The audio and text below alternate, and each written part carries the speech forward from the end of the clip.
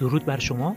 با ادامه سیگنال دو سهم قویتا و چکاپا با شما هستیم. هدف از ایجاد این ویدیو اینه که خب ما این دو تا سهم معرفی کردیم و الان وضعیتش رو بررسی کنیم بعد این یک ماهی که گذشته تو چه وضعیتی هست این دو سهم و خود بازار. خب ما تابلوی سهم قویتا رو داریم. اگر یادتون باشه اینجا یک عددی دیگه ای بود، حدود پی‌برعی حدود 10 بود و الان میبینید با این که سهم خیلی بالا اومده، در واقع فکر کنم 30% بالا اومده، شما میبینید پی‌برعی سهم رسیده به عدد 6.5. خب این ما همونجور که میدونیم این شرکت توی گروه غذایی هست و این گروه میتونن تا پی‌برعی 20 و 30 هم رشد کنن و زمانهایی که بازار هیجانی بود و خیلی خوب رشد میکرد اینها معمولا تا پی‌برعی 30-40 هم رشد میکردن.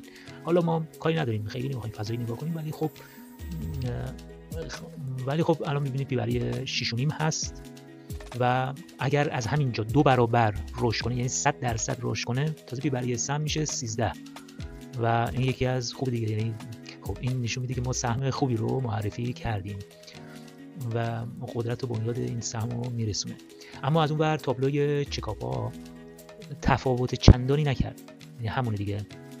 همین پی‌برعی رو ما در گذشته داشتیم، اون زمان فکر کنم حدود 200 میلیارد زیان انباشته در تابلوی سهم وجود داشت و گفتیم طبق آخرین گزارش 3 ماهی که داده بود 1 ریال سود ساخت. یعنی دیگه خیلی دیگه به خودشون فشار آوردن، یه خورده دفتر واقعی رو یه خوردهش رو کردن و من گفتم که من این بازار رو میشناسم و اینها همش زیان سازی هست، چرا که این شرکت خصوصیه داره میشه، مثل ایران خودرو و سایپا نیست که دولت بخواد بهشون پول تزریق کنه، این بانک نیست که بخواد پول چاپ کنه یا از بانک مرکزی استقراض کنه و اینها شرکت خصوصی هستن و خب این شرکت 200 تا کارگر داره، پرسنل داره، بعد کلی هزینه نگهداری دستگاه ها هست، هزینه خود شرکت بسیار بالاست. شرکت که 200 میلیارد میاد مثلا زیان انباشته میسازه، حالا شاید این عدد چند وقته کمتر شده باشه ولی قبلا 200 میلیارد بوده، من یادم میاد که محاسبه کرده بودم. الان شاید این EPS تغییر کرده باشه، نمیدونم، ولی خب با عقل جور در میاد،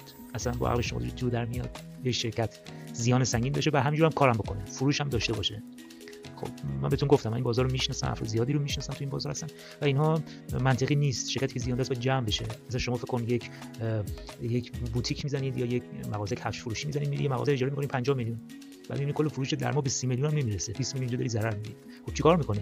خب میری یه فروش فوق‌العاده میزنی که از شر این بارها خلاص بشی و سریع مغازه رو جمع کنی، یعنی ضرر رو قبول می‌کنی. اما این شرکت‌ها وقتی با این حجم از زیانسازی میان روی تابلو و این همه کارگر و پرسنل و این همه هزینه شرکت، این با عقل جور در نمیاد و گفتم که اینا بعد یه مدت یهو زیانشون صفر میشه بعد تبدیل به سود میشه. گفتیم کجاها؟ جایی که قیمت دیگه داره رشد میکنه، دیگه رسیده به اینجاها و داره بالا میره، اینا دیگه یهو میبینید پی‌برعیشون از منفی رسیده به مثلا به مثبت 20، مثلا پی‌برعی 10 15 20 اینا میرسه. خب این سهم همینجا سال 99 فکر کنم پی‌برعیش حدود 35 بود، فکر میکنم 35 40 بود، من یادم میاد چون پی‌برعی 24 این سهم من یادمه. خب اینجا شاید مثلا 35 40 شده باشه مثلا اینجا. بعد اینو الان اومده 90% ریخته، پی‌برعی سهم باعث بشه 4 شده منفی، جایی که باز این سهم ریخته سال 99 بوده، ابتدای سال 99 بوده، دلار بوده حدود 15 تومان. خب الان دلار هست حدود 85000 تومان، حالا بمونه تا 100000 تومان هم و چطور میشه یهو به زیان برسه که بعدها خودتون شاهد این داستان هستید که این زیان به صفر تبدیل میشه و بعد سهم یک رشد وحشتناک میکنه و پی‌برعیش هم یه پی‌برعی قابل قبولی میشه. احتمالاً تا 1 سال تا پایان این سال این اتفاق میفته. خب این سهم میبینید که ببینید ما گفتیم که از اینجا اینجا اولین کف سهم هست، احتمال برگشت زیاده، چرا که اصلاح سهم، این ساختار اصلاحی سهم کامل شده، یعنی این ساختار کامل شده. اگرم یادتون باشه ما گفتیم که این سهم یه حرکت دست کم گفتیم یه حرکت مثل قویتا عقبه، دست کم گفتیم یک حرکت مثل قویتا یه حرکت از سهم قویتا عقب هست. شما الان سهم قویتا رو اگر ببینید این خط شکسته شده رفته بالا، یه پولبک زده و بعد حرکت کرده. خب همین انتظار رو برای چکاپا هم در بدبینانه ترین حالت خواهیم داشت. پس دست کم می‌تونی یک بالا بده و بعد یه اصلاح کنه. خب به نظرم وضعیت خوبه. از همینجا هم خب از همین حوالی هم که معرفی کردیم حدود 20% اومده بالا و خوبه دیگه. به نظرم اوضاعش خوبه. اگر این خط شکسته بشه خیلی دیگه فوق العاده میشه. من اینو احتمالاً برای آبان یک به عنوان واچ لیست هم کنار میذارم برای آبان ماه که یک سیگنال دیگه من روی این میدم. ما گفتیم یک سیکل زمانی داریم تو بهار، یک سیکل هم داریم تو پاییز. خب من اینو برای سیکل پاییز حتما سیگنال میکنم. به نظر من برای پاییز خیلی مناسب هست که سیگنال بشه. خب از این برم سهم قوی‌ها رو داریم. خب طبق همون پیش بینیمون دقیقاً از همینجا سهم برگشت و یک رشد بسیار خوبی انجام داد. خب ما همینجا هم حساب کنیم ببینید حدود چقدر 34% برگشت. یعنی دقیقاً از داخل همین باکسی که ما قبلا مشخص کردیم و همین قیمتی که ما اینجا دادیم حدود 34% برگشتن.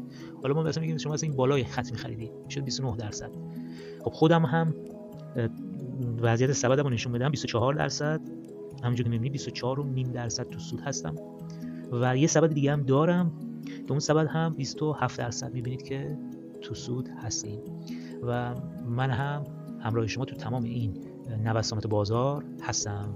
و اما یه سری اخبار بد اومده در مورد توافق و اینا. ببینید بازار بورس اینجور نیست که بخواد اینقدر بدبخت باشه که بخواد مثلا با خبر توافق بالا پایین کنه، این چیزا نیست. اما به شما فرصت میده که بعضی از سهم‌ها رو ورود کنید. خب اون سهمایی که مد نظرتون هست رو ورود کنید. حالا برفرض شاید این مثلا یه چند روز چیز بشه، خب یک معامله بشه و بعد یک روند پرقدرت بعدی خواهد زد. اگر یک همچین اتفاقی بیفته یه روند خیلی پرقدرتی بعد از این خواهد زد که میتونه خب این روند دیگه چند ها حرکت میتونه بیاد تا این سقف و بعد دوباره یه اصلاح بده و بعد حرکت کنه آخرین موج بزنه. حالا شاید این اصلاح رو تو تابستون انجام بده.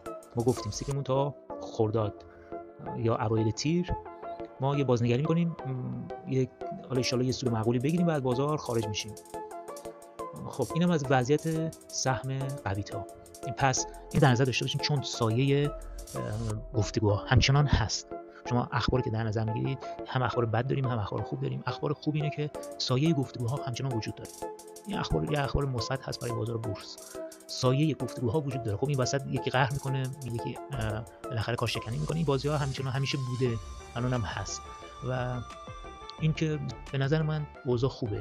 اوضاع همچنان میتونه خوب باشه، ولی خب یه خورده صبر کنید، یه چند روز شاید بازار رو بتونن نگه دارن، چون خیلی دارن عرضه میکنن که بازار نگه دارن، بعد ورود کنید. و به نظر من بازار خوبه، همه چی عالیه. سهم خودرو خیلی منو میترسون، ولی من الان که دیدم خودرو ما خب فکر می‌کردیم مثلا گفتیم یه حالت بدبینانه، گفتم بدبینانه در این حالت نیست، خودرو اینجا یه مثلث تشکیل بده و ولی گفتیم که باز هم ما اون رشد رو داریم. اما خود شما می‌بینید که خودرو از این مثلث فرضی ما عبور کرد، با قدرت عبور کرد و خب این میتونه یک اصلاح اینجا داشته باشه، و بعد حرکت دیگری هم روی بالا انجام بده. خودرو وضعیتش خوبه. خودرو وقتی وضعیتش خوب باشه کل بازار هم رشد خواهند کرد. خب این یک گزارش کلی از بازار بورس ایران.